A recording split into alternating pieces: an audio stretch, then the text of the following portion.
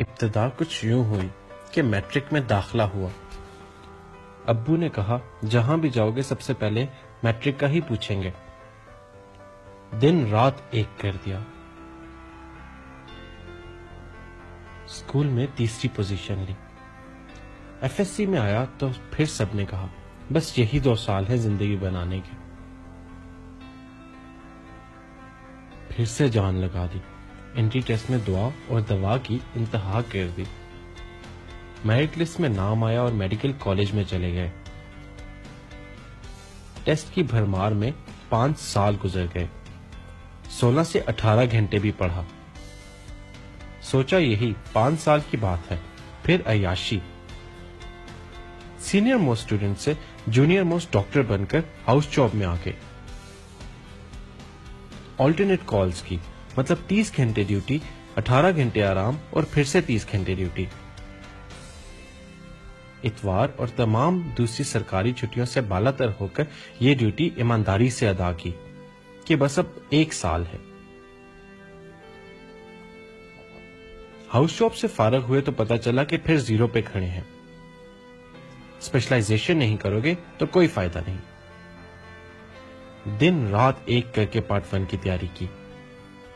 Part 1 پاس کر کے training کے لیے نکل پڑے۔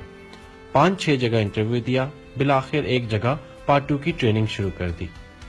پہلے 6 مہینے وداؤٹ پے، 1 روپیہ بھی نہیں۔ 27 سال کا بیٹا جس کے والدین سینہ چوڑا کر کے سب کو بتاتے ہیں کہ ہمارا بیٹا ڈاکٹر ہے، ابھی بھی اپنے والدین پہ ڈیپینڈنٹ۔ ہاں میں مسیحا ہوں، لیکن میں انسان بھی ہوں۔ مجھے بھی نیند آتی ہے، میں بھی تھک جاتا ہوں، مجھے بھی بھوک لگتی ہے، بیماری مجھ پہ بھی حملہ کرتی ہے۔ میری بھی ایک فیملی ہے جس کے ساتھ میں وقت گزارنا چاہتا ہوں۔ میری بھی کچھ ضروریات ہیں، کچھ حقوق ہیں۔ میں نے اپنی زندگی کے بہترین سال اس پروفیشن کو دیے ہیں۔ میں جواب میں عزت، معاشرے میں مقام چاہتا ہوں۔ میں نہیں چاہتا رات کو 9 بجے لیڈی ڈاکٹر ہاسٹل میں کوئی سرکاری افسر گھس کر خوبصورتی کی بنیاد پر ان کا بطور اسکورٹ انتخاب کرے۔ میں سڑکوں پر دھوپ میں پولیس کی لاٹھیاں نہیں کھانا چاہتا۔ میں میڈیا پر اپنے لیے قاتل کے الفاظ نہیں سننا چاہتا۔ میں اپنی مٹی، اپنے وطن، اپنے بوڑھے والدین کو چھوڑ کر باہر نہیں جانا چاہتا۔ میں خدمت کے نام پہ بلیک میل نہیں ہوں گا۔ میں بہت فخر سے اپنے مریضوں کے وہ کام بھی کرتا ہوں جو اس کی سگی اولاد نہیں کرتی۔ میں نے بھوک، پیاس، نیند، رشتوں اور پیسے کی قربانی دی ہے۔ میں عزت، احترام، اصولوں، سیلف ریسپیکٹ اور ڈگنیٹی کی قربانی نہیں دوں گا۔